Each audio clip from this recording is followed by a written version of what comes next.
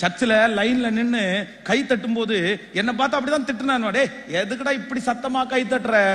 என் சத்தமா கை தட்டலன்னா ஆண்டவர் கேட்க மாட்டாரான்னு என்ன பார்த்து நக்கலடியா. நான் அப்படிதான்டா என் ஆண்டவருக்காக தட்டுவேன் அப்படின்னு சொன்னேன். இன்னைக்கு அவங்க யாருமே இல்ல, என்ன கர்த்தர் நிக்க வச்சிருக்கிறாருங்க, என்ன நிக்க வச்சிருக்கிறாருங்க.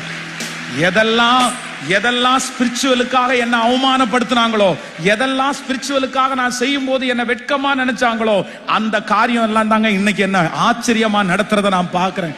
அதனால ஆண்டவருக்காக இழந்தவங்க யாரையும் கர்த்தர் கைவிட மாட்டார். அவருடைய நாமத்திற்காய் காண்பித்த அன்புள்ள பிரயாசத்தை அவர் மறந்து விடுவதற்கு அவர் அநீதி உள்ள தேவன் அல்ல. உன் இளம் வயதின் பக்தியையும் நீ வாழ்க்கைப்பட்ட போது உனக்கு இருந்த நேசத்தையும் நான் அறிந்திருக்கிறேன். 50 வயசு தாண்டி நீ ஆண்டவரை நேசிக்கிறதுல பிரயோஜனம் இல்லம்மா. 50 வயசு தாண்டதுக்கு அப்புறம் நீ கண்டிப்பா ஆண்டவரை நேசிப்ப. உங்க அம்மா அப்பா நிறைய பேரை சர்ச்சுக்கு வர வேண்டாம்னு சொன்னா கூட வருவாங்க. ஏன்னா உங்க அம்மா அப்பா மேல அவ்வளவு பாரங்கள் இருக்கிறது, அவங்க வந்துருவாங்க.